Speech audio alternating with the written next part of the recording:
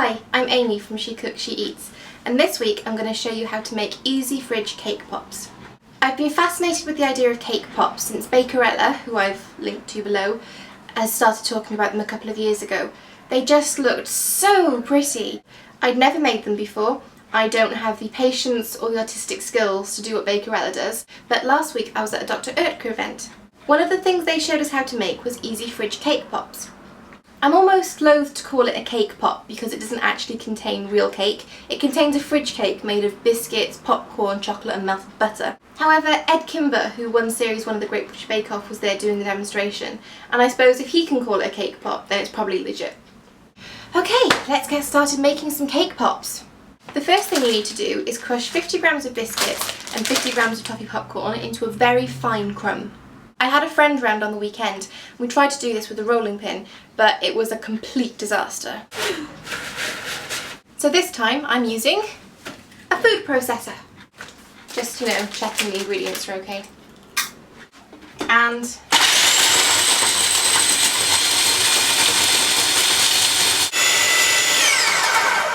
that's much more crushed than we'd gotten it on the weekend. So now you've got your crushed up biscuits and popcorn, it's time to add your chocolate and butter. First of all, you need to melt the chocolate and butter together. You can do this in a heat-proof dish above a gently simmering pan of water. However, I'm just going to do it in the microwave because it's far too hot today to be messing around with anything else. You need 100 grams of dark chocolate and 50 grams of butter. I've used the Dr. Oetker dark chocolate for this, partially because they're the ones who gave me the idea for this, but mainly because it's quite sweet. It's got 54% cocoa solids and it's a really lovely intense flavour, but it's not got that bitterness, which means that these cake pops will be suitable for people with more of a sweet tooth as well. So, tips for melting chocolate in the microwave. Start it off with a 20-second blast, then take it out and stir it well. Then put it in the microwave for 10 seconds at a time, making sure you stir well after each blast. Chocolate burns really easily, so you need to try and ensure that doesn't happen.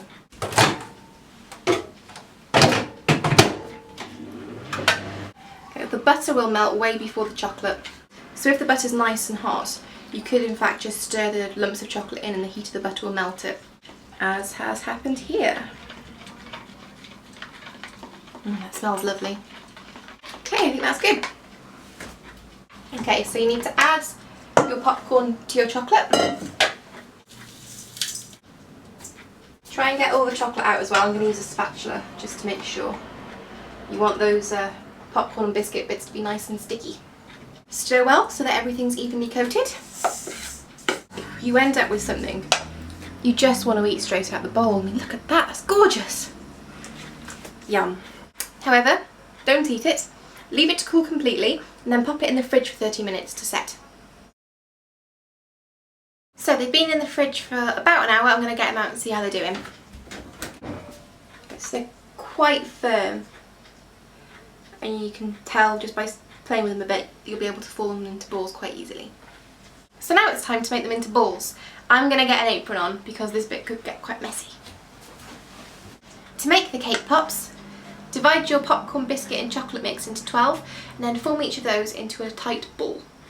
I have divided my mixture in half and then in half again, and then each quarter I will make into 3 balls and this will give me the 12. Okay, just taking it up and squidging it into a ball. Like that. Now this is the point you need to put the sticks on. I couldn't find lollipop sticks anywhere in wood green, so I'm actually using some cheap cuticle sticks. New ones, obviously. Okay, so take your cuticle stick and just squidge it in the middle of your cake pop. You just want to try and get it in quite firmly. I'm just getting a handful, poking a stick in and shaping it with my fingers and palms of my hands to get a ball. Pop that on greaseproof parchment to chill and then repeat with the others until you have tall cake pops. Okay, they're all done. My hands look like that and my pops look like that. Now back in the fridge for an hour just to chill and make sure they're really firm before you cover them in chocolate. My cake pops have been in the fridge for an hour to firm up, so now it's time to cover them in chocolate. So you'll need 100 grams of milk chocolate and 100 grams of white chocolate. As you can see, I'm using Dr. Oetker again, just because it was their idea, so I'm sticking with their brand. She Cooks, She Eats is a very high-tech operation, so I should be melting my chocolate. in mugs in the microwave.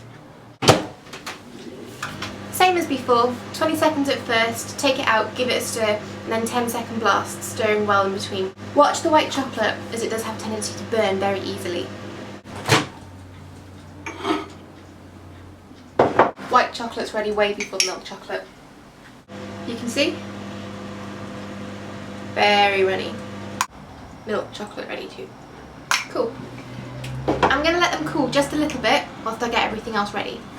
When the cake pops have been dipped in chocolate, you're going to need to stand them in something so that, you know, the chocolate isn't on a flat surface, you don't end up with a hard edge. Because I'm a genius, I'm using an old egg box. Although now I've said because I'm a genius, it's probably not going to work. Turn this upside down and the cake pops will hopefully slot in the holes. When I went to the Dr. Oetker workshop where I learned how to make these, I came away with loads of freebies from Dr. Oetker, and I'm going to use these to decorate the cake pops. So I've got wafer daisies and wafer butterflies, which I'll just stick on the top. I've also got some chocolate hearts, which I thought would go quite well with the whole milk chocolate, white chocolate theme, because these are dark and white too. I have lots of sprinkly things. I've got sugar strands, soft gold pearls and soft shimmer pearls. Now everything's all laid out and ready and my chocolate has cooled slightly. Let's start decorating these cake pops. Okay, so take your cake pop.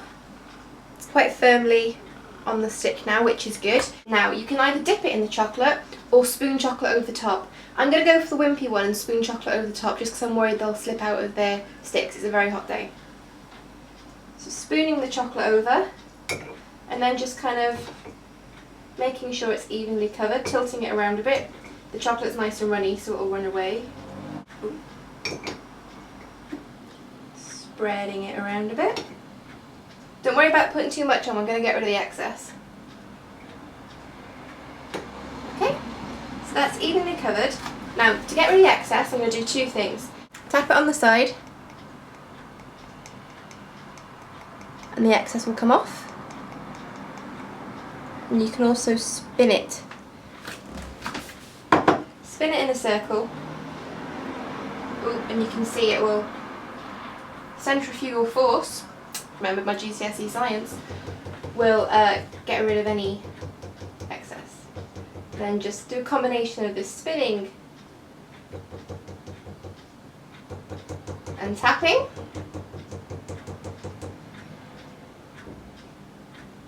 Until the excess has come off. Okay, so one cake pop. That worked, I'm really glad. And decorate it. I'm going to put a flower on this one. Start small.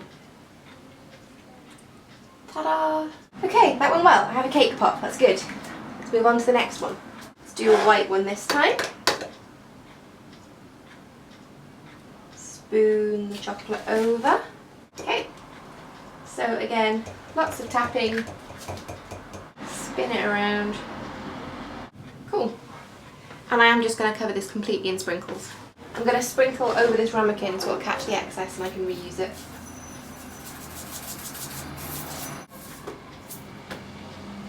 And just repeat until you have used up all of your cake pops. When I finished decorating them, I left them to chill overnight and here they are.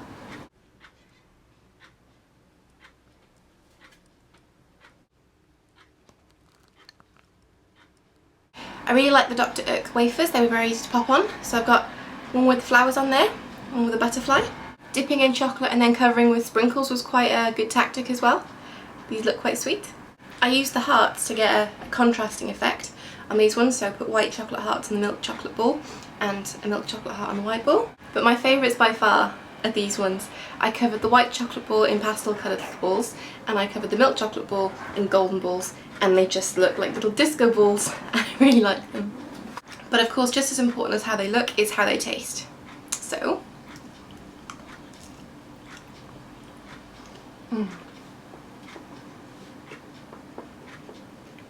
that was quite a big mouthful. That's really delicious. I hope you found that useful. Let me know if you have a go at making your own easy fridge cake pops. See you next time!